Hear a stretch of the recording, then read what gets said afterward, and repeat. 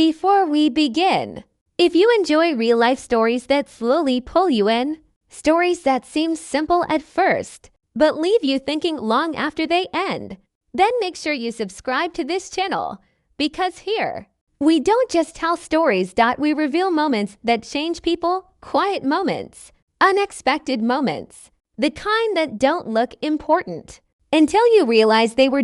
And today's story, it's about one of those moments, a rainy night, a cramped car, an awkward decision, and a connection that no one saw coming. The rain started just after sunset, not the soft, gentle kind, but the heavy, relentless kind.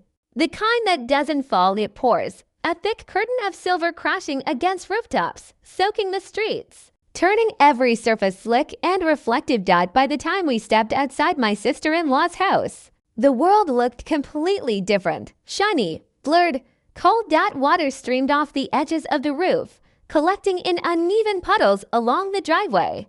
The air smelled like wet concrete and earth, that sharp, clean scent that only comes after heavy rain. We had planned to leave earlier. We always say that, don't we?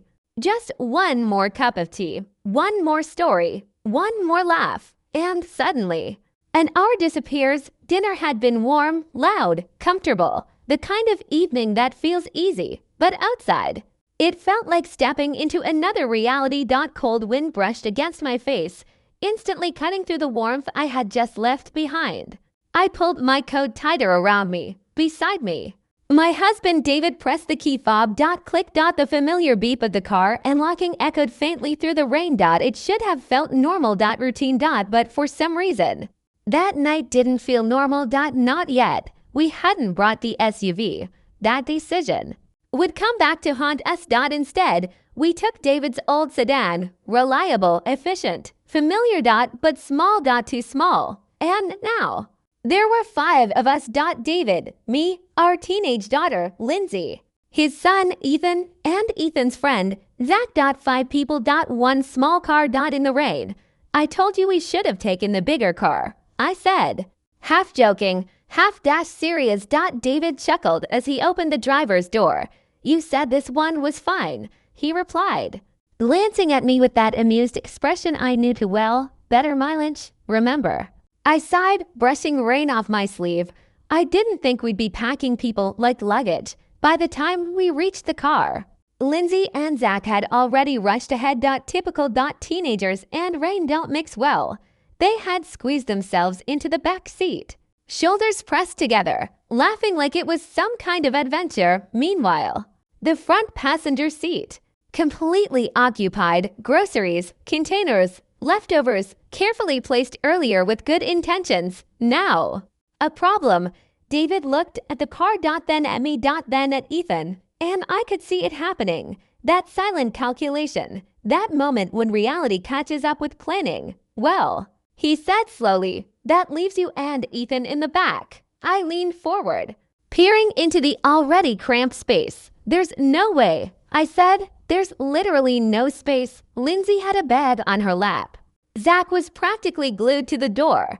Even breathing looked difficult back there. I can sit on someone's lap, Lindsay offered casually, like it was nothing, like this was normal. No, I said quickly. My voice came out, firmer than I intended. Not safe. Zach laughed. I can sit in the trunk, he joked. I've seen it on TikTok. David didn't even hesitate. Absolutely not. And then, silence. The rain kept falling. Loud, constant, like it was waiting. David looked at me again, then at Ethan, and I felt it before he even said it. That suggestion, that uncomfortable, unavoidable suggestion. Well, he scratched the back of his neck. Ethan's strong. He hesitated. Then said it. Maybe you can sit on his lap.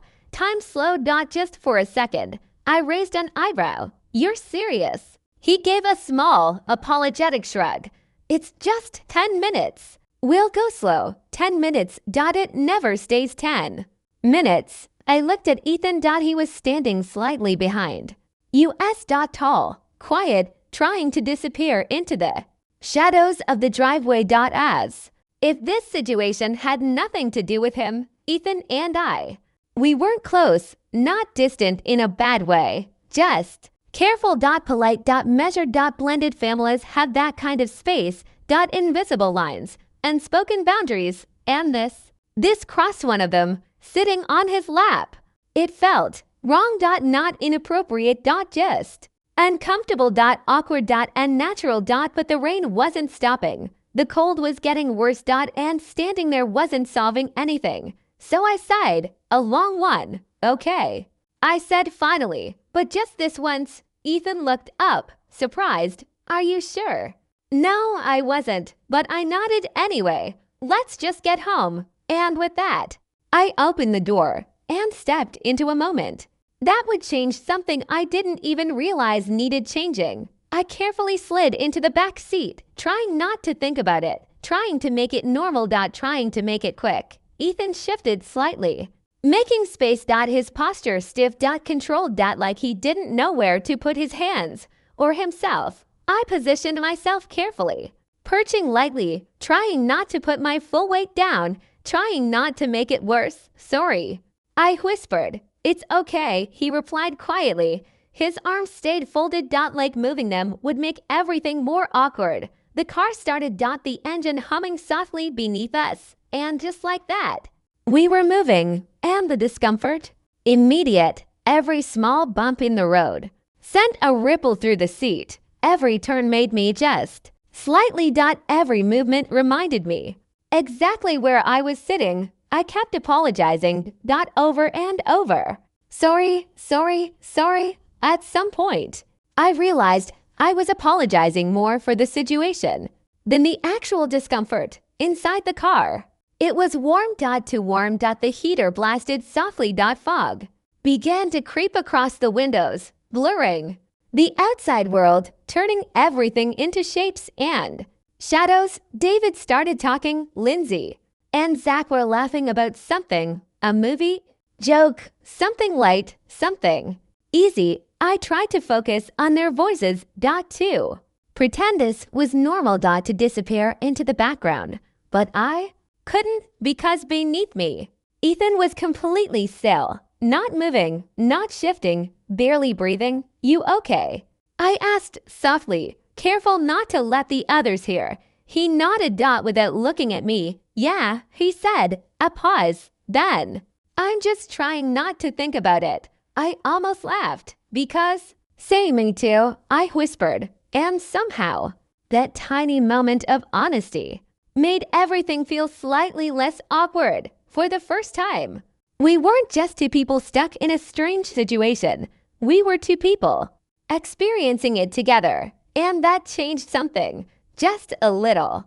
For a few seconds, neither of us said anything. The car moved slowly through the rain-soaked streets, tires slicing through shallow water, the soft hiss filling the silence between conversations in the front. And yet, inside that cramped back seat, there was a different kind of silence. Not empty. Not cold. Just unfamiliar. I became hyper-aware of everything. The rhythm of the windshield wipers, the warmth of the car, the faint scent of rain mixed with fabric and leftover food. And Ethan, I had always seen him as distant. Not rude. Not difficult. Just guarded. Like someone who had learned to keep a part of himself tucked away. Safe. And touched. And now there was no space for distance, not physically, not emotionally. Another bump in the road. I shifted slightly. Sorry, I said again, almost automatically this time. He exhaled quietly. You're going to keep apologizing the whole way, aren't you? There was no judgment in his voice, just a hint of amusement. I smiled, even though he couldn't see it properly. Probably. A small pause. Then he said something I didn't expect. You don't have to hover like that. I blinked. What do you mean? You're barely sitting, he said. You're going to hurt your back. I hesitated. Because he was right. My legs were already starting to tense. My balance fell off. I don't want to make it uncomfortable for you, I replied. He let out a quiet breath. It's already uncomfortable, he admitted. Then quickly added, but not because of you. That made me laugh. Softly. Unexpectedly. There was something about honesty like that It breaks tension. It makes things real. I guess we're both just surviving this, I said. Yeah, he replied. A small pause, then, but it's not as bad as I thought. That surprised me. Really? I asked, yeah. Another pause, then quieter. It's just weird. Not bad. Double quotes dash weird. That was the perfect word for it. The car slowed to a near stop. Red brake lights glowed through the fogged windshield ahead. Traffic. David groaned softly from the front. Great. Looks like we're stuck. Maybe it's a shortcut, Zach said jokingly, in this weather. Doubt it, Lindsay replied. The car inched forward, one slow movement at a time. 10 minutes. Was turning into something else. Back in our little corner. Something was shifting. Slowly. Subtly. I adjusted again. But this time, I didn't try to hover as much. Ethan noticed. Better. He asked. A little. I admitted. Good. He said simply. And then, for the first time since I had met him, he spoke without being prompted. I know I've always been a bit distant. That caught me off guard. I turned my head slightly, trying to read his expression through the dim light. You haven't been distant, I said gently. Just quiet. He gave a small, almost invisible shake of his head. No, it's more than that. His voice was calm, but there was something underneath it. Something honest. I just didn't want things to get confusing. I repeated, yeah, a pause. Then, I didn't know where I fit. That landed deeper than I expected. The rain continued tapping against the windows. Soft, constant, almost like a background rhythm to his words. I didn't want to feel like I was replacing anything, he continued, or pretending everything was normal when it didn't feel that way. I stayed quiet, letting him speak, and I didn't want to get too comfortable. He hesitated.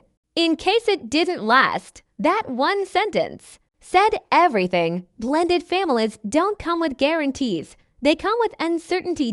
With history. With unspoken fears. And suddenly, his distance made sense. I softened my voice. You never had to pretend with me. He didn't respond immediately.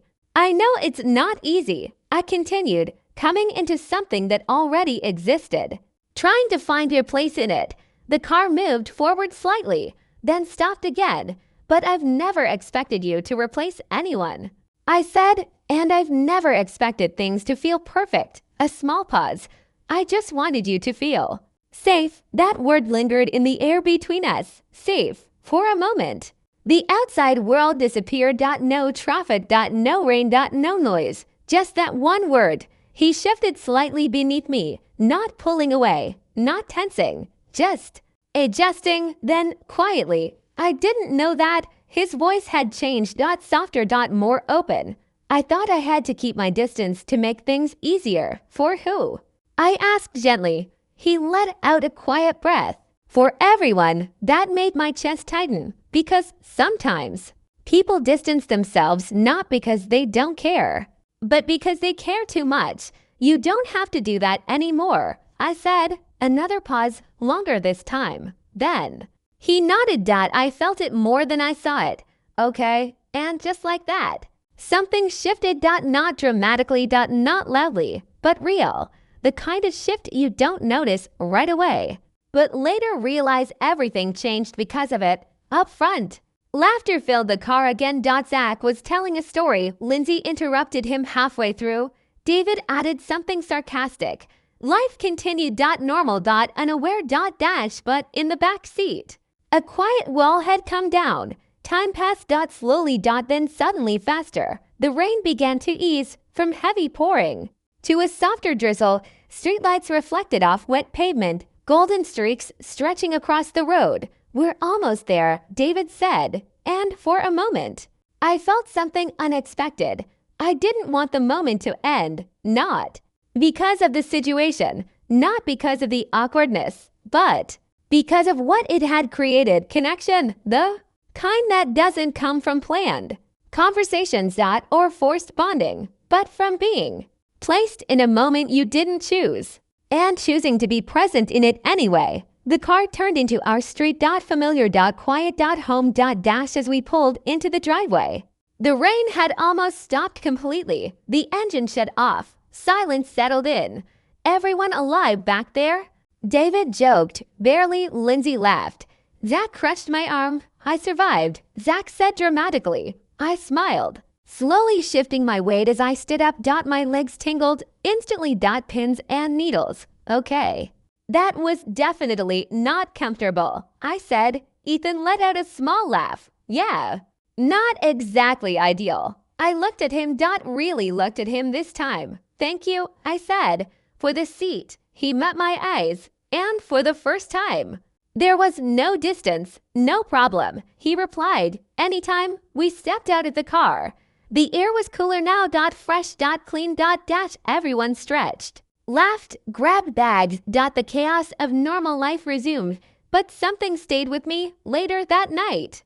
The house was quiet. Lights dim, everyone settling into their rooms. I walked down the hallway and saw Ethan, a towel over his shoulder, heading toward the bathroom. He paused when he saw me. Hey, he said. Hey, I replied. A small moment passed. Then he smiled slightly. Thanks for not making it more awkward than it already was. I laughed. That would have been hard to do.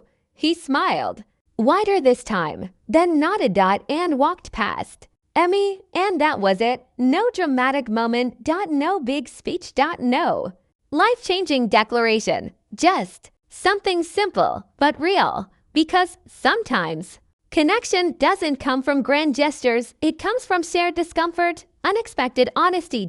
And moments you never planned for. That night, in a cramped car, in the middle of the rain, something changed. Not everything, but enough to turn distance into understanding. Enough to turn silence into something softer. And sometimes that's all it takes. Because life doesn't always give you perfect moments. Sometimes it gives you awkward ones, uncomfortable ones, unexpected ones, and quietly asks, what are you going to do with this? That night, we chose connection, and that made all the difference.